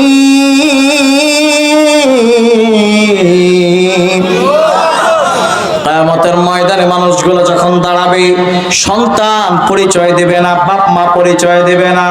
আল্লাহ বলেন যেই দিন সন্তান কোনো কাজে আসবে না, সম্পদ কোনো কাজে আসবে না, ওই দিন বান্দার একটা মাত্র জিনিস কাজে আসবে, সেটা হলো বিশুদ্ধ অন্তর, কলবে সালিম। বিশুদ্ধ অন্তর নিয়ে যদি আল্লাহর সামনে দাঁড়াতে পারি, ওই দিন এই বিশুদ্ধ অন্তরের উসিলায় আল্লাহ তাআলা আপনাকে আমাকে মাফ করে দেবে। জোরে বলেন সুবহানাল্লাহ। অথচ আপনার আমার অন্তর গুনাহ করতে করতে কালো হয়ে গেছে। আপনার আমার চোখ দুইটা নাপাক হয়ে গেছে বেগানার দিকে তাকাইয়া। কথা কন, আরো জোরে কন। আপনার আমার চোখ দুইটা নাপাক হয়ে গেছে বেগানার দিকে তাকাইয়া। আপনার আমার হাত নাপাক হয়ে গেছে অন্যের উপরে জুলুম অত্যাচার করে। আপনার আমার কান নাপাক হয়ে গেছে গানের আওয়াজ। আপনার আমার অন্তর নাপাক হয়ে গেছে অন্যের ক্ষতি করার পরিকল্পনা করে। আপনার আমার পাও দুইটা নাপাক হয়ে গেছে অসৎ পথে পাও বাড়াইয়া, যেই কারণে ইমানের পাওয়ার দুর্বল। আজকে 92% মুসলমানের দেশে হাতে গোনা কিছু নাস্তিক আর বেঈমান মুসলমানদের বিরুদ্ধে কথা বলার মতো সাহস পায়। জোরে বলেন ঠিক কিনা? আজকে আপনার আমার ইমানি পাওয়ার দুর্বল। আপনার আমার গুনাহ করতে করতে অন্তর কালো হয়ে গেছে। এই জন্য ইমানের পাওয়ারটা বাড়ায় দেন, ইমানের পাওয়ারটা বাড়ান, আমল করেন, মজবুত করেন, অন্তরকে সাফ করেন। যুবকদেরকে বলতে চাই, যুব সমাজ যদি জেগে যায় পুরো বিশ্ব পরিবর্তন হয়ে যাবে। কথা বলেন ঠিক কিনা? কারণ আমরা দেখেছি যুব সমাজ ইচ্ছা করলে পরিবর্তন আনতে পারে কি পারে না? আরো জোরে বলেন, পারে কি পারে না? আপনারা আছেন অনেকেই 1971 সালের যুদ্ধ দেখেছেন, কিন্তু আমরা যারা ইয়াং জেনারেশন যুবক, তোমরা দেখছো 1971 সালের যুদ্ধ? আমরা 1971 সালের যুদ্ধ আমরা দেখি নাই, বর্তমানের যুবকরা দেখি নাই। কিন্তু আমরা যুবকদের 1971 সালের যুদ্ধ না দেখলেও আমরা কিন্তু 2024 সালের যুবকদের পাওয়ার দেখেছি। কথা বলেন ঠিক কিনা? যুবকদের পাওয়ার আমরা এমন ভাবে দেখেছি, 2024 সালের জুলাই মাসে বাংলাদেশের যুব সমাজ, স্কুল, কলেজ, ইউনিভার্সিটি, ভার্সিটি, মাদ্রাসার ছাত্রগুলো তারা যখন রাজপথে নেমে পুরা বাংলাদেশ তথা ঢাকাকে ঘিরে নিয়ে যখন নিজেদের যৌবনের পাওয়ারকে কাজে লাগাইয়া যখন ময়দানের ভিতরে নেমে এসেছে, ময়দানের ভিতরে নামছে তো নামছে, বাংলাদেশ থেকে আল্লাহ তাআলার দুশমন জালেম শাসক পালাতে বাধ্য হয়েছে। কথা বলেন ঠিক কিনা? আবার যদি কোনো জালেমের আগমন হয়, আমি বলতে চাই বাংলাদেশের যুবকরা যেইভাবে জেগেছে তারা আর ঘুমাবে না। আবার যদি কখনো কোনো জালেম বাংলাদেশে আসে, যুবকরা আবার ওই জালেমকেও ভাগায়াই ছাড়বে। কথা বলেন ঠিক কিনা? লড়াইয়ের ওই ময়দানেতে যেতে তোমাকেই হবে, প্রয়োজনে সব রক্তটুকু জমিনেই ঢেলে দেবে। কথা বলেন ঠিক কিনা? লড়াইয়ের ওই ময়দানেতে যেতে তোমাকেই হবে, প্রয়োজনে সব রক্তটুকু জমিনেই ঢেলে দেবে। তবুও তোমায় লড়তেই হবে, মানবে না পরাজয়। তবুও তোমায় লড়তেই হবে, মানবে না পরাজয়। বিপ্লব মানে জীবন দেয়া বসে থাকা নয়, সে কোনো দিন আসবে না রে করো যদি ভয়। বিপ্লব মানে জীবন দেয়া বসে থাকা নয়, নয়, সে কোনদিন আসবে না রে করো যদি ভয়। আসবে বিজয় রক্ত আর জীবনের বিনিময়, আসবে বিজয় রক্ত আর জীবনের বিনিময়। বিপ্লব মানে জীবন দেয়া বসে থাকা নয়, সে কোনদিন আসবে না রে করো যদি ভয়। বিরক্ত হচ্ছেন আপনারা? আর অল্প কিছুক্ষণের ভিতরে শেষ করে দেব বাজান। আপনাদের ধৈর্যচ্যুত আমি করব না, আপনাদের ধৈর্যর বাঁধ আমি ভাঙবো না। মুমিন মুসলমান ভাই, অত্যন্ত গুরুত্বপূর্ণ আলোচনা চলে। আল্লাহ তাআলা 7 প্রকারের মুমিনদের জন্য নিশ্চিত জান্নাতের সুসংবাদ দিলেন। তার ভিতরে 3 নাম্বার হলো যারা যাকাত আদায় করে। এইবার আসেন 4 নাম্বার। আল্লাহ তাআলা বলেন ওয়াল্লাযীনা হুম লিফুরুজিহিম ইউহাফিজুন। আল্লাহ তাআলা বলেন ওই সমস্ত মুমিন বান্দারা সফল যারা নিজেদের লজ্জাস্থানের হেফাজত করে। কিসের হেফাজত? লজ্জাস্থানের হেফাজত। দেখবেন বর্তমান সমাজে এই লজ্জাস্থানের কারণে অনেক গুনাহ হয়, হয় কি হয় না? ধর্ষণ, ইফটিজিং, আরো যত আছে জিনা, এইগুলা লজ্জাস্থানের কারণেই হয়। কথা কন। এজন্য আল্লাহ বলেন লজ্জাস্থানের হেফাজত কর। এটা কি শুধু পুরুষ করবে না নারীও করবে? কারা করবে? সবাই। কারা করবে? সবাই। এখানে আল্লাহ তাআলা পুরুষ নারীকে আলাদা করে নাই, কিন্তু কোরআনুল কারীম খুলে দেখেন সূরা আন-নূরের 30 এবং 31 নম্বর আয়াতে আলাদা আলাদা ভাবে পুরুষ নারী উভয় দলকেই আল্লাহ তাআলা লজ্জাস্থানের হেফাজত করতে বলেছেন। জোরে বলেন সুবহানাল্লাহ। সূরা আন-নূর আয়াত নম্বর 30 আল্লাহ বলেন قل للمؤمنين يغضوا من أبصارهم ويحفظوا فروجهم। আল্লাহ বলেন ও নবী আমার, আপনার উম্মতের পুরুষদেরকে জানায় দেন আপনার উম্মতের পুরুষরা যেন নিজেদের দৃষ্টিকে নত রাখে এবং নিজেদের লজ্জাস্থানের হেফাজত করে। এটা হলো পুরুষদের জন্য। এর পরের আয়াতে 31 নম্বর আয়াত আল্লাহ মহিলাদের ব্যাপারে বলেন উল্লিল মুমিনাতি ইয়াগদুদনা মিন আবসারিহিন্না ওয়া ইয়াহফাজনা ফুরুজাহুন্না। আল্লাহ বলে ও নবী আমার, আপনার উম্মতের মহিলাদেরকেও জানায়া দেন আপনার উম্মতের মহিলারাও যেন নিজেদের দৃষ্টিকে নত রাখে এবং নিজেদের লজ্জাস্থানের হেফাজত করে। কারণ জিনার আশঙ্কা শুধু পুরুষদের থেকে হয় না, বরং নারীদের থেকেও হয়। একটা নারী যখন নিজেকে বেপরদায় বেহির কইরা বাইরে বাইরে ঘুরে, শয়তান তখন যুবকদের অন্তরে কুমন্ত্রণা দেওয়া সৃষ্টি করে।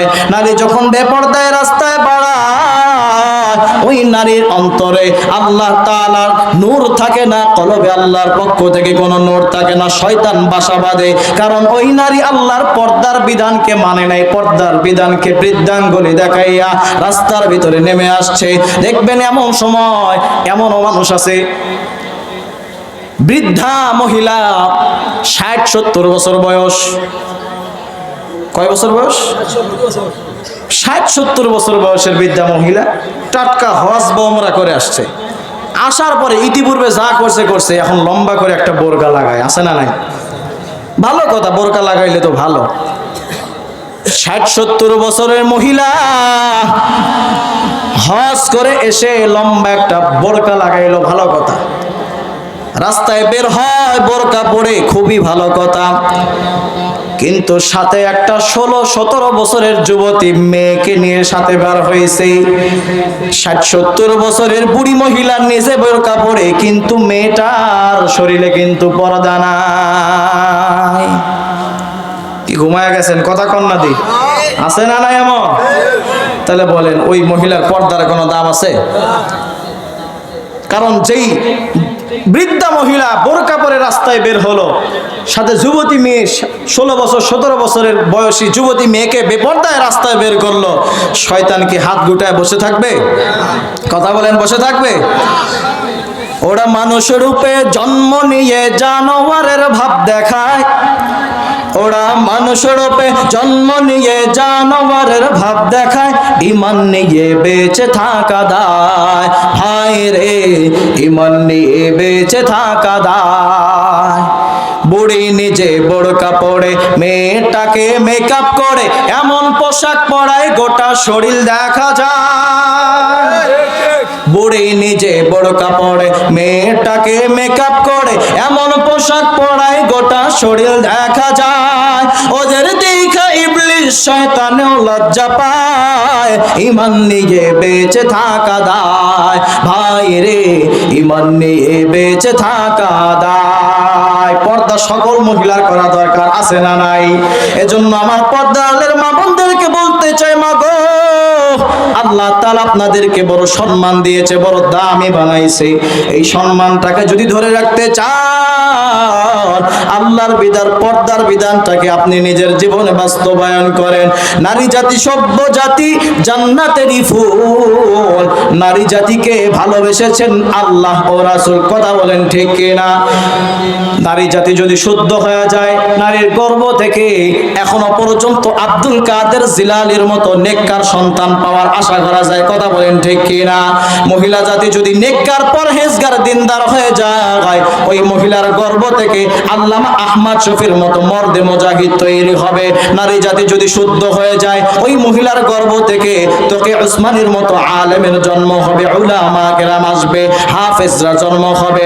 আর যদি নারী তুমি বেহায়াপনা, অশ্লীলতা করতে করতে যদি নিজেকে বেহায়াপনার সাগরের ভিতরে ভাসা দাও, তোমার গর্ভ থেকে কোনোদিন আব্দুল কাদের জিলানী, খাজা মঈনুদ্দিন চিশতি, কুতুবউদ্দিন বখতিয়ার কাকি আশা করা যায় না।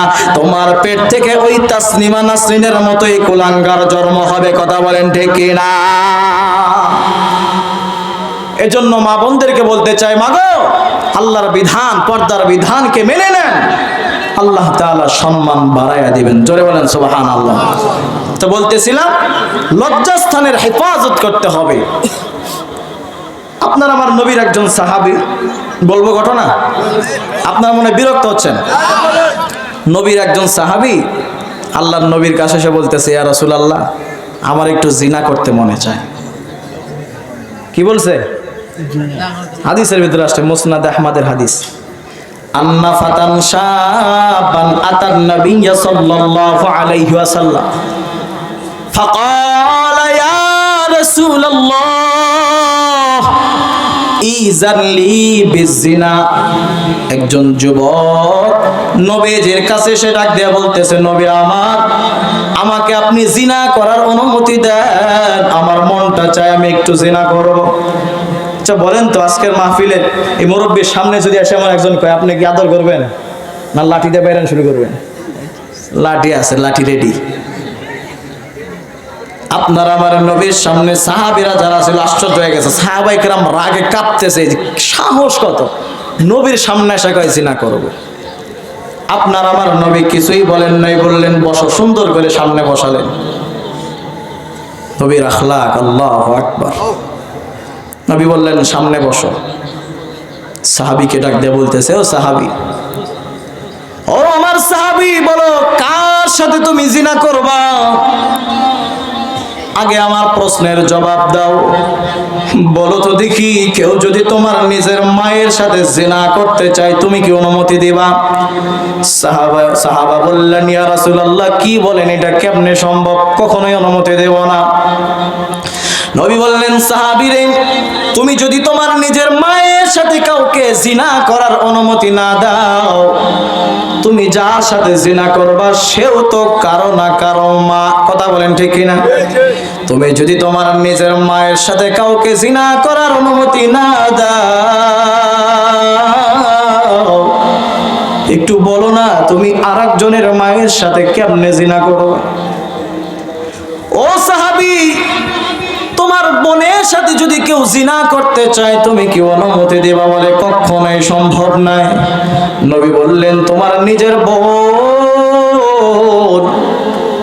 অন্য আরেকজনের তো বোন আছে, তুমি যদি নিজের বোনের সাথে কাউকে জিনা করার অনুমতি না দাও, বলো অন্য আরেকজনের বোনের সাথে তুমি কেমনে জিনা করতে চাও? ও সাহাবী, বলো তোমার মেয়ের সাথে যদি কেউ জিনা করতে চায়, তুমি কি অনুমতি দেবা? সাহাবী বললেন, ইয়া রাসূলুল্লাহ, কখনোই সম্ভব নয়। নবী বললেন, তুমি যার সাথে জিনা করবা সেও তো কারো না কারো মেয়ে। তোমার নিজের মেয়ের সাথে যদি কাউকে জিনা করার অনুমতি না দাও, বলো অন্যের মেয়ের সাথে তুমি কেমনে জিনা করবা? ওরে সাহাবী, তোমার খালা তোমার ফুফের সাথে যদি কেউ জিনা করতে চায় তুমি অনুমতি দিবা? সাহাবী বলে না না, কখনো আমি জিনা করার অনুমতি দেব না। নবী বললেন সাহাবী, তুমি যার সাথে জিনা করবা সেও তো কারো না কারো খালা, কারো না কারো ফুপি। তোমার নিজের খালা নিজের ফুপির সাথে যদি কাউকে জিনা করার অনুমতি না দাও, তুমি যার সাথে জিনা করবা সেও তো কারো না কারো খালা, কারো না কারো ফুপি। তোমার নিজের খালা নিজের ফুপির সাথে যদি কাউকে জিনা করার অনুমতি না দাও, বলো না তুমি অন্যের খালা অন্যের ফুফির সাথে কেমনে জিনা করবা? হাদিসের বর্ণনাকারী বলেন, নবী আমার এত চমৎকার করে ওই সাহাবীকে বুঝিয়ে দিলেন। সাহাবী কান্নায় থরথর করে কাঁপতেছে আর কান্না আরম্ভ করছে। সাহাবী যতদিন পর্যন্ত দুনিয়ায় ছিল, মৃত্যুর আগে আর কোনোদিন এই গুনার কথা মনে করে না। মুমিন মুসলমান ভাইরা আমার, এজন্য লজ্জাস্থানের হেফাজত করেন। আল্লাহ বলেন 4 নাম্বার সফল মুমিন হলো তারা যারা নিজেদের লজ্জাস্থানের হেফাজত করে। এবার আসেন 5 এবং 6 নাম্বার গুণ। আল্লাহ তাআলা এক আয়াতে 5 নাম্বার গুণ এবং 6 নাম্বার গুণ একসাথে বলতেছেন। আল্লাহ বলেন, ওয়াল্লাযীনা হুম লিআমানাতিহিম ওয়া আহদিহিম রাউন।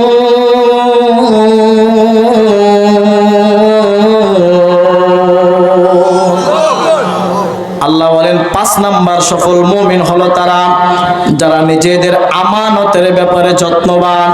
6 নাম্বার সফল মুমিন হলো তারা যারা নিজেদের ওয়াদার ব্যাপারে যত্নবান। আমানত ওয়াদা দুইটাই কিন্তু অত্যন্ত গুরুত্বপূর্ণ বিষয়, কথা বলেন ঠিক কিনা? আল্লাহ তাআলা বলেন, ওয়া আউফু বিল আহদি ইন্নাল আহদা কানা মাসউলা। এ মুমিন বান্দা, ওয়াদা করছো, ওয়াদা পুরা করো, কারণ ওয়াদার ব্যাপারে আল্লাহ কিয়ামতের ময়দানে জিজ্ঞাসা করবেন। আরেকটা হলো আমানত। আমানত, বর্তমান সময়ে আমানত নিয়ে অনেক সমস্যা। দেখবেন বাবা সন্তানের সম্পদের আমানতের খেয়ানত করে, সন্তান বাবার সাথে খেয়ানত করে, ভাই ভাইয়ের সাথে খেয়ানত করে, স্বামী স্ত্রীর খেয়ানত করে, স্ত্রী স্বামীর খেয়ানত করে, বন্ধু বন্ধুর খেয়ানত করে, প্রতিবেশী আরেক প্রতিবেশীর খেয়ানত করে, যার কারণে সমাজের ভিতরে হিংসা আর দ্বন্দ্ব বিভেদ দিয়ে ভরপুর হয়ে গেছে, কথা বলেন ঠিক? অথচ আল্লাহ বলেন, ইন্নাল্লাহা ইয়া'মুরুকুম আন তু'আদ্দুল আমানাতি ইলা আহলিহা। আল্লাহ বলেন, তোমাদের কাছে যদি কখনো কিছু আমানত রাখা হয়, তোমরা ওই আমানতটাকে আমানতওয়ালার কাছে পৌঁছায়া দাও। হুকুম কার? আরো জোরে বলেন, হুকুম কার? আমানতের খেয়ানত করলে মনে করবেন দুনিয়াতে শান্তিতে থাকবে, একদিক দিয়ে একজনকে আপনি ঠকাবেন, দেখবেন 1000 রকমের অশান্তি এসে আপনাকে ঘিরে ধরবে। এটা হলো দুনিয়ার চরম বাস্তবতা। আমানতের খেয়ানত করার কারণে অনেক সমস্যা। আর যদি কেউ একটু কষ্ট করে হলেও অন্য আরেকজনের আমানতের খেয়ানত না করে যদি আমানতের সঠিক হক আদায় করে, আল্লাহ তাআলা নিজে ওই ব্যক্তির উপরে খুশি হয়ে কিয়ামতের ময়দানে ওই ব্যক্তিকে পুরস্কার দান করে। জয় বলেন সুবহানাল্লাহ। বিরক্ত হচ্ছেন না? একটা ঘটনা শোনাবো, একটা চমৎকার ঘটনা আছে আমানত নিয়ে, শুনবেন? মক্কার বাসিন্দা বিশিষ্ট তাবেঈ, যার নাম হলো কাজী আবু বকর। এর নামটা মুখস্থ করতে হবে। বলেন, কাজী আবু বকর। কি নাম? কাজী আবু বকর মক্কার বাসিন্দা, কাবা বাইতুল্লাহর পাশে যার ঘর।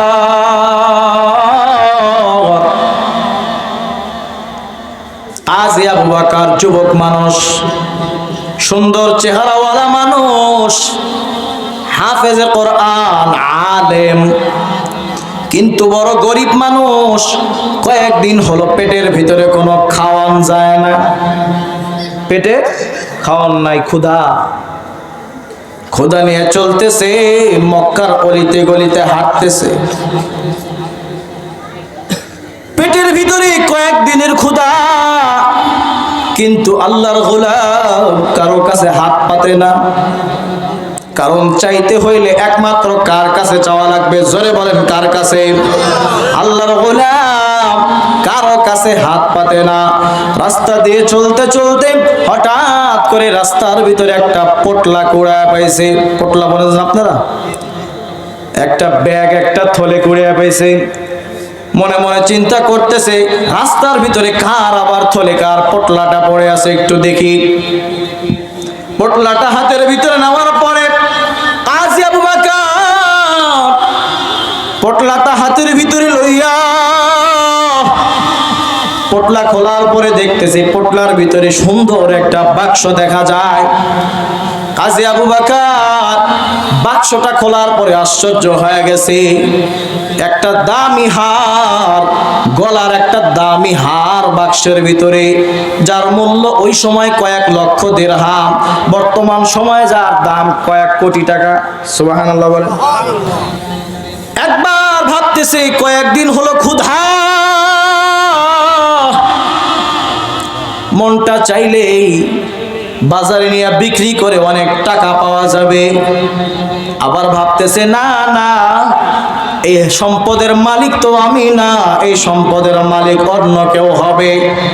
আমি যেহেতু কুড়া পাইছি, এইটা তো আমার কাছে আমানত হয়ে গেছে। আর আল্লাহ কয়, ইন্নাল্লাহা ইয়া'মুরুকুম আন তুআদ্দুল আমানাতি ইলা আহলিহা।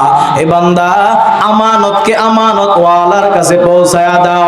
আজ আবু বকর ওই হারের মালিক খোঁজার জন্য রাস্তায় ভিতরে দৌড়াচ্ছে, খুঁজতেছে মালিক কোথায় পাওয়া যায়। মক্কার বাজারে যাওয়ার পর কাজী আবু বকর দেখতেছে একটা বৃদ্ধ মানুষ উঁচা জায়গায় দাঁড়াইয়া ঘোষণা করতেছে আর কাঁদতেছে, আমার কোটি টাকার হার এই বাজারের আশেপাশে কোথাও হারায় গেছে। কে পাইছো, একটু আমাকে হারটা ফিরাইয়া দাও, বিনিময়ে 500 দিরহাম পুরস্কার দেওয়া হবে। কাজী আবু বকর ঘোষণা শুনে হাঁটি হাঁটি পা পা করে বৃদ্ধর দরবারে চলে গেল। বৃদ্ধর কাছে যাওয়ার পরে ডাক দেয়া বলতেছে, চাচা, আমার মনে হয় আমি একটা হার করে পাইছি, এইটাই আপনার হবে। আপনি একটু সাইডে আসেন, আর আপনার হারটা কেমন ছিল একটু প্রমাণ দিয়ে নিয়ে যান। জোরে বলেন আল্লাহু আকবার। কাজী আবু বকর বৃদ্ধ মানুষকে বলতেছে, প্রমাণ দেন আর আপনার হারটা নিয়ে যান। এবার বৃদ্ধ মানুষ সুন্দর করে প্রমাণ দেওয়া শুরু করেছে। আমার হারটা এমন ছিল, এমন এমন ডিজাইন ছিল। যখন কাজী আবু বকর হারটা আবার দেখলেন, দেখে বৃদ্ধর দেওয়া প্রমাণ আর হারের ডিজাইন মিলে গেছে। সাথে সাথে হারটা দিয়া দিল, আর দিয়া বলতেছে, ও চাচা, এই লন আপনার হারটা লয়া যান। বৃদ্ধ খুশি হইয়া ঘোষণা অনুযায়ী 500 দিরহাম পুরস্কার দেয়। কাজী আবু বকর বলে, আমি হার নেব না, পুরস্কারটাও আমি নেব না, কারণ আমি আপনাকে এমনি ফিরায় দেই নাই, আমার আল্লাহ ফিরায় দিতে বলেছে, এই জন্যই দিয়েছে।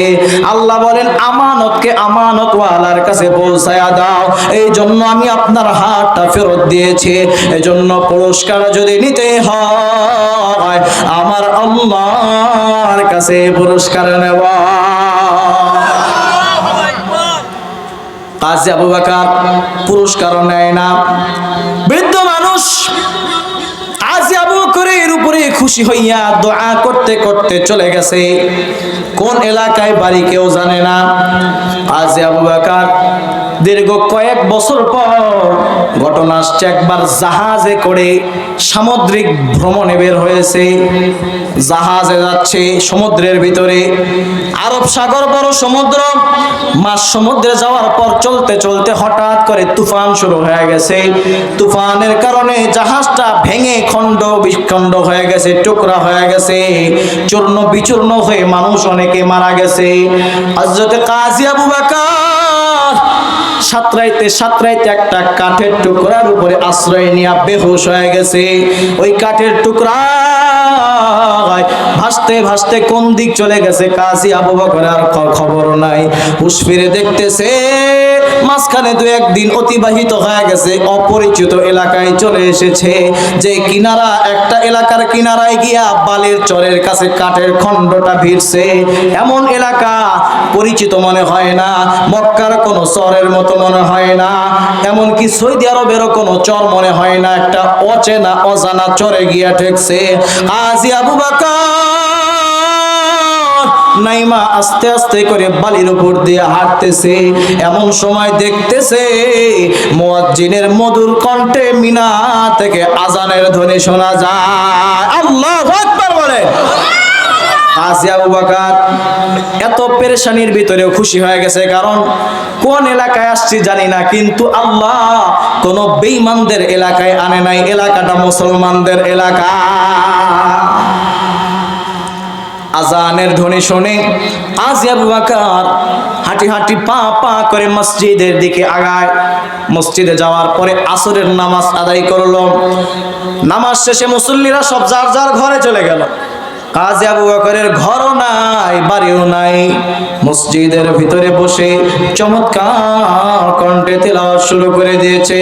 আলহামদুলিল্লাহি রাব্বিল আলামিন আর রাহমানির রহিম মালিকি ইয়াউমিদ্দিন। চমৎকার করে তেলাওয়াত করতে আরম্ভ করেছে। তেলাওয়াত করতেই আছে। দেখতে দেখতে মাগরিবের সময় হয়ে গেছে। আবার যখন মুসল্লিরা মসজিদে আসছে, দেখতেছে অপরিচিত একজন যুবক চমৎকার কণ্ঠে তেলাওয়াত করতেছে। তার তেলাওয়াতের ভিতরে আলাদা একটা মজা পাওয়া যায়, এমন মজা ইতিপূর্বে কোনোদিন পাই নাই। কারণ কোরআনুল কারীম যে পড়তেছে, তেলাওয়াত করতেছে, সে এমন একটা এলাকার মানুষ যে এলাকা মক্কার ভিতরে আল্লাহ সরাসরি কোরআনকে নাজিল করেছেন। বলেন সুবহানাল্লাহ। সেই মক্কার মানুষ হলো কাজী আবু বকর। এজন্য তেলাওয়াতের ভিতরে আলাদা একটা মজা আছে না নাই? এমনিই তো কোরআন তেলাওয়াতের মজা, কথা বলেন ঠিক কি না?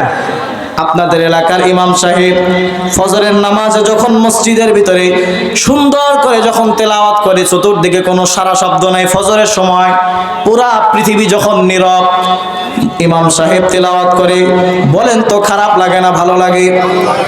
ই কালামে জিন্দা কুরআনে হাকিম হিকমতে উলা ইয়াজালাস্ত কাদিম জামিউল ইলম ফিল কুরআনে হাকিম তাকাসারাত আনহু আফহামুর রিজালিন।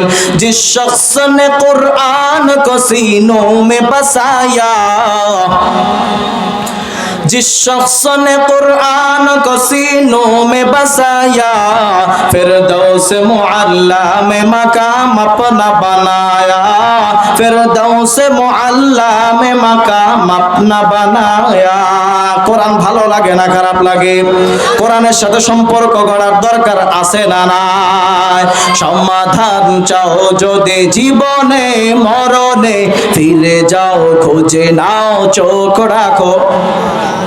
আওয়াজ দিয়ে বলেন, ফিরে যাও খুঁজে নাও চোখ রাখো, তবেই পাবে সুখ শান্তির ঠিকানা, তবেই পাবে সুখ শান্তির ঠিকানা, যদি মেনে নাও তুমি মনে প্রাণে। সমাধান চাও যদি জীবনে মরণে, ফিরে যাও খুঁজে নাও চোখ রাখো কোরআনে। এ বাণী সকলের নয় শুধু মুমিনের, যারাই চলবে মেনে ফল পাবে কোরআনে। আল্লাহু আকবার বলেন। এ বাণী সকলের নয় শুধু মুমিনের, যারাই চলবে মেনে ফল পাবে কোরআনের।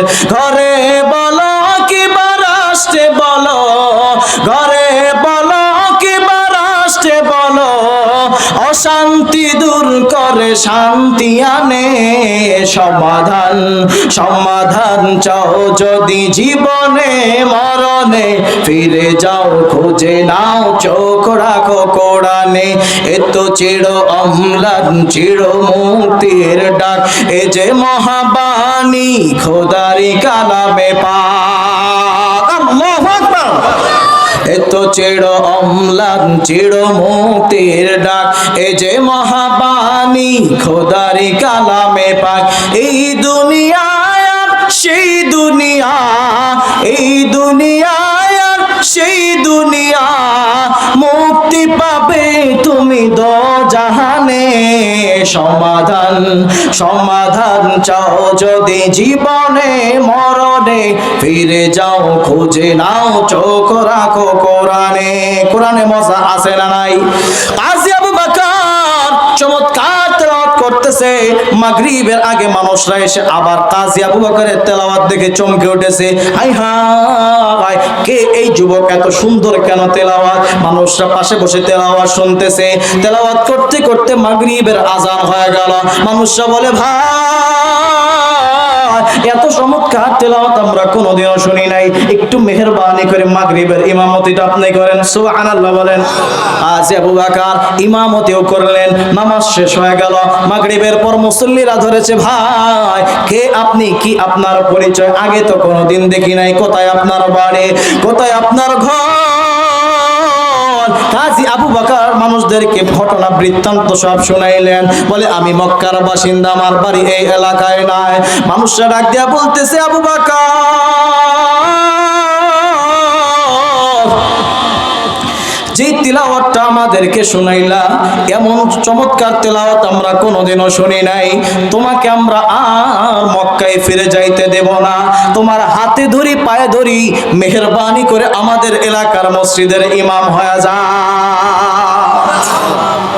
কারণ আমাদের যে ইমাম ছিল অল্প কিছুদিন আগে দুনিয়া থেকে বিদায় নিয়ে চলে গেছে মৃত্যুবরণ করেছে আমাদের একটা ইমাম দরকার আর আপনার মতো এত সুন্দর ইমাম পাইছে আমরা আর ছাড়তে চাই না ঘটনা অনেক লম্বা কাজী আবু বকর ইমাম হয়ে গেলেন ইমামতি চলতেছে একেবারে সংক্ষেপে বলি ইমামতি করে কিছুদিন যাওয়ার পরে মানুষরা বলতেছে কাজী আবু বকর আপনার বাড়ি তো মক্কায় কি মক্কায় কোনো বিয়ে শাদী করছেন নি না আমি তো মক্কায় কোনো বিয়ে শাদী করি নাই আমি এখনো সিঙ্গেল অবিবাহিত মানুষরা ডেকে ডেকে বলতেছে যেহেতু আপনি আমাদের এলাকায় থাকতেছেন আমাদের কর্তব্য হলো আপনাকে একটা সুন্দর করে বিয়ে করে দেওয়া মুরব্বীরা তাকে ধরছে ও কাজী আবু বকর আমাদের এলাকার ভিতরে অত্যন্ত সুন্দরী পরহেজগার একজন আল্লাহওয়ালা নারী আছে এত সুন্দর চেহারা তার আখলাক চরিত্র আরো বেশি সুন্দর আরো বড় ভালো আমাদের আগের ইমাম সাহেবের একমাত্র কন্যা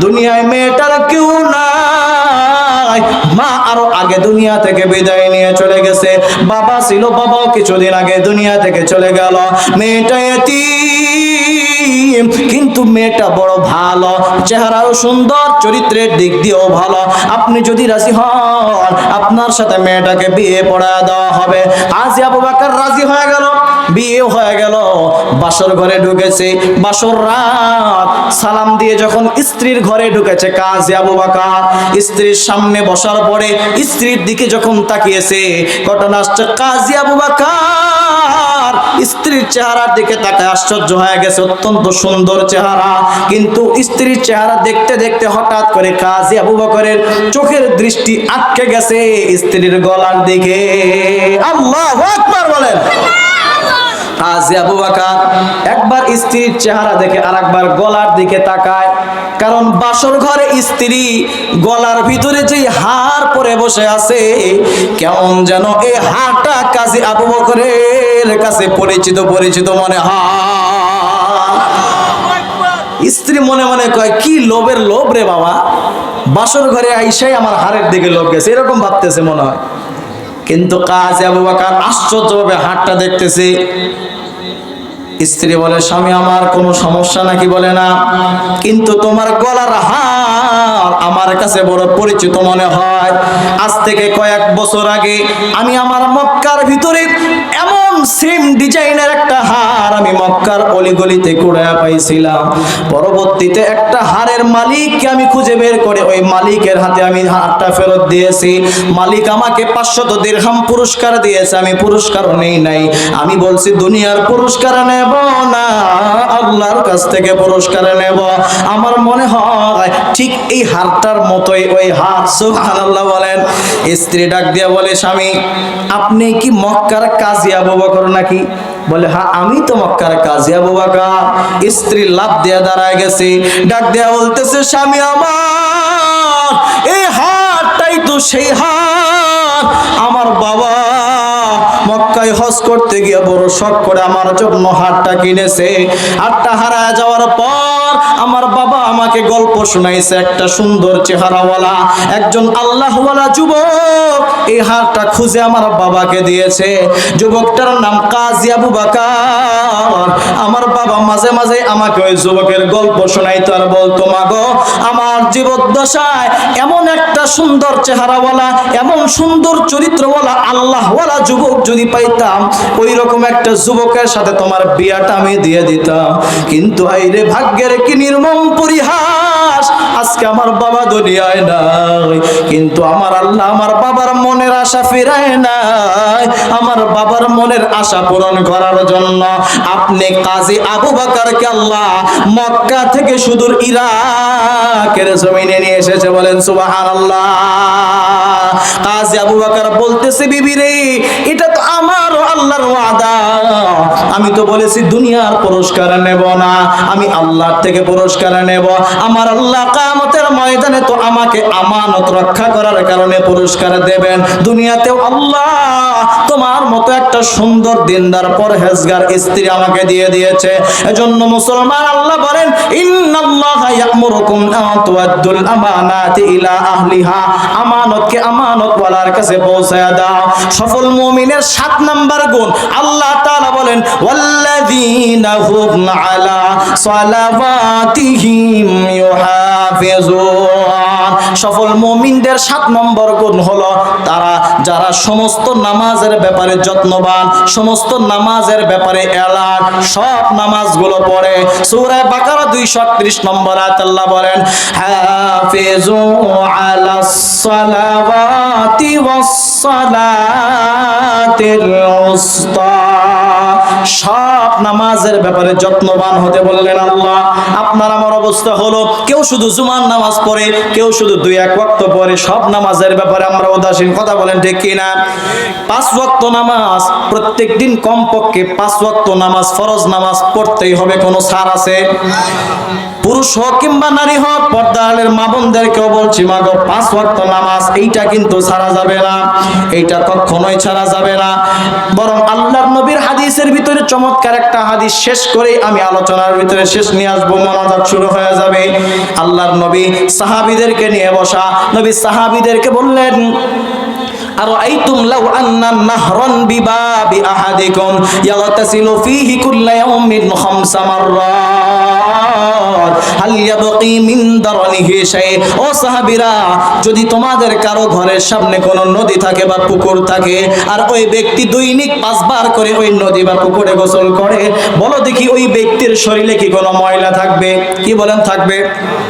নবীর সাহাবীরা বললেন, না পয়গম্বর, ময়লা থাকবে না। নবী বললেন, হাকাযা মাসালু সালাওয়াতিল খামসি ইয়ামহুল্লাহু বিহিন্নাল খাতায়া।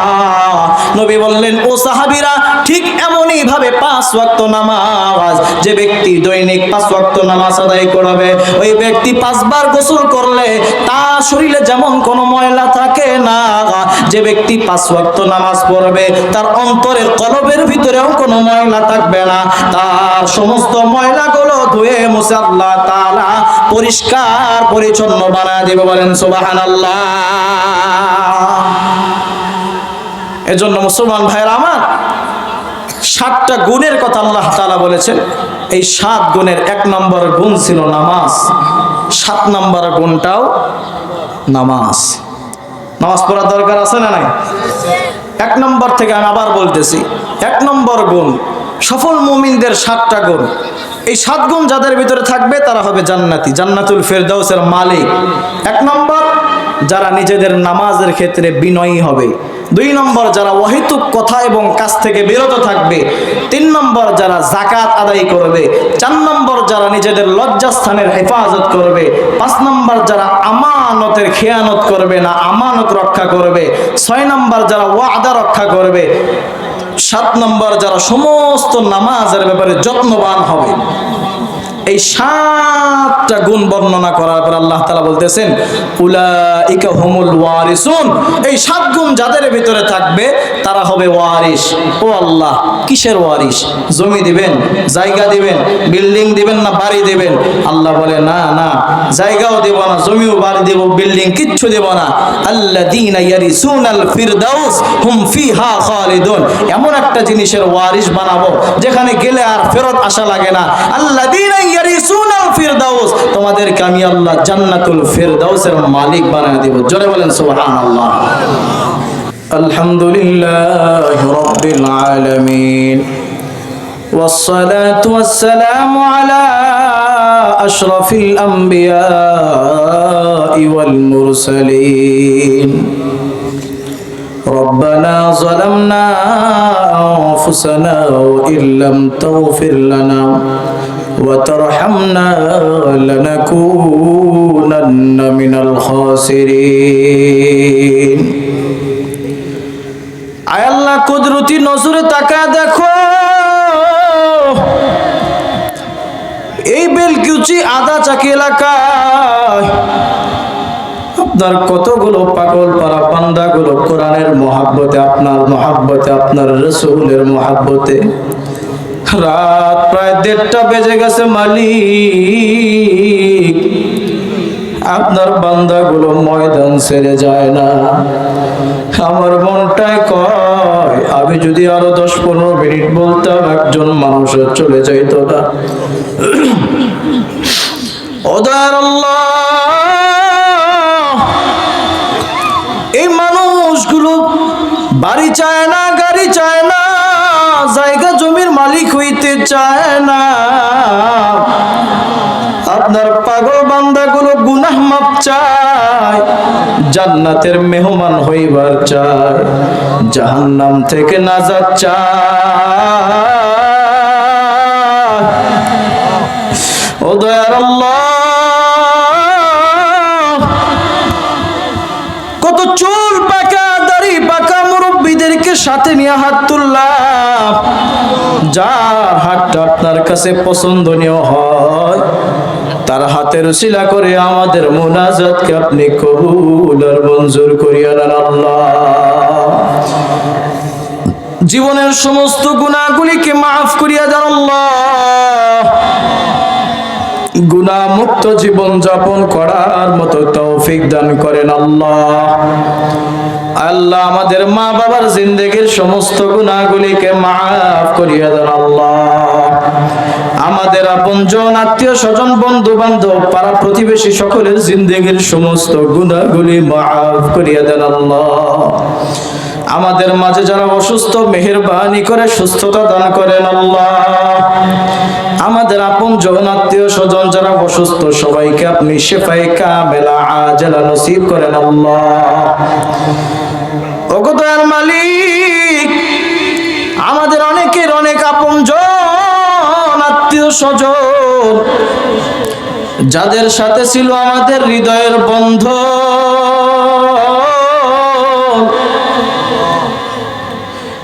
বাড়ির পাশে বাঁশ বাগানের ধারে পুকুরের পাড়ে মাত্র 3.5 হাত মাটির নিচে যাদেরকে আমরা করে আসলাম দাফন, দুনিয়ার এক প্রান্ত থেকে অপর প্রান্তে মুহূর্তের ভিতরে খবর লওয়া যায়, কিন্তু ওই 3.5 হাত মাটির নিচের খবর আজ পর্যন্ত পাইলাম না। মেহেরবানি করে আমাদের আপনজনদের কবরগুলোকে আপনি জান্নাতের বাগান বানায় দেন আল্লাহ। ওগো আল্লাহ, এই ময়দানের ভিতরে এমন মানুষ আছে নিজের হাতে নিজের মার লাশটা কবরের ভিতরে নামাইছে, নিজের হাতে নিজের বাবার লাশটা কবরের ভিতরে নামাইছে, এমন মানুষ আছে। ওগো মালিক, মেহেরবানি করে সন্তানের মুনাজাতের উসিলা করে মা বাবার কবরকে আপনি জান্নাতের বাগান বানায় দেন আল্লাহ। আল্লাহ, পর্দার আড়াল থেকে আমার মা বোনরা হাত উঠায় আমিন আমিন বলতেছে। আল্লাহ, আমার মা বোনদেরকে আপনি কবুল আর মঞ্জুর করিয়া নেন, তাদের মনের নেক আশাগুলিকে পূরণ করিয়া দেন, মনের সমস্ত ব্যথা বেদনাকে দূর করিয়া দেন আল্লাহ। সমস্ত মা বোনদেরকে 5 ওয়াক্ত নামাজি বানায়া দেন, আবেদা সালেহা মুত্তাকি পরহেজগার বানায়া দেন আল্লাহ। ওগো দয়ার মালিক,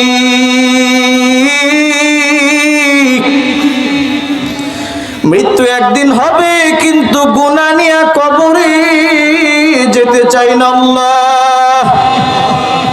সবাই আল্লাহকে একটা ডাক দেন। আল্লাহ, রাত গভীর হয়ে গেছে, আল্লাহকে ডাকেন। আল্লাহ, আল্লাহ দেখেন আপনার বান্দারা কেমনে আপনারা ডাকতেছে। আল্লাহ, আপনার বান্দাদের ডাকগুলো শোনার পরে আপনার কি মায়া লাগে না? আল্লাহ, আল্লাহ মেহেরবানি করে আমাদের গুনাহগুলি মাফ করিয়া দেন আল্লাহ। আল্লাহ, ঈমান ও আমল নিয়ে কবরে যাওয়ার তৌফিক দান করেন আল্লাহ। ঈমান ও আমল নিয়ে কবরে যাওয়ার তৌফিক দান করেন আল্লাহ। ঋণগ্রস্তদের ঋণ পরিশোধ করার তৌফিক দান করেন। চাকুরিজীবী, ব্যবসায়ী, কৃষিজীবী প্রত্যেকের কাজকর্মের মাঝে বরকত দান করেন আল্লাহ।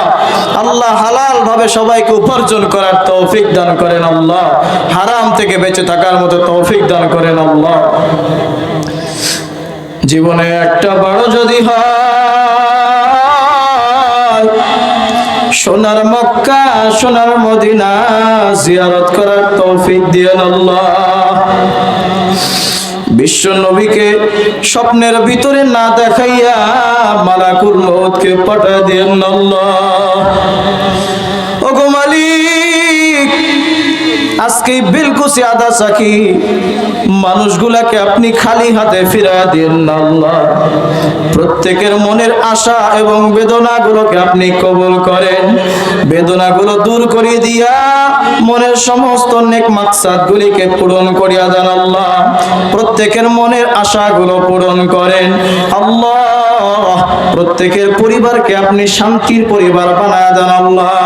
পারিবারিক ভাবে যারা জটিলতার ভিতরে আছে আপনি মেহেরবানি করে সহজ করিয়া দেন আল্লাহ। ও দয়ার মালিক, যাদের ঘরে বিবাহের উপযুক্ত ছেলে বা মেয়ে আছে, উপযুক্ত পাত্র পাত্রের ব্যবস্থা করিয়া দেন আল্লাহ। ও দয়ার আল্লাহ, জানি না কোন সময় যেন মালাকুল মউত আজরাইল বুকের উপরে থাবা দিবে আল্লাহ। প্রতিদিন কত মানুষ দুনিয়া থেকে বিদায় নিয়ে চলে যায় আল্লাহ। এমনও মানুষ খুঁজলে পাওয়া যাবে গত বছর এই ময়দানে মাহফিলে বসে বসে ওয়াজ শুনেছে, 1 বছরের ব্যবধানে তারা আর দুনিয়ায় নাই। আমরা তো জানি না কোন সময় যেন আমাদের কবরের ডাক চলে আসে। আমরা তো জানি না আমাদের কবরে বিছানার জন্য বাঁশঝাড়ে বাঁশ পেকে টন টন করতেছে কিনা।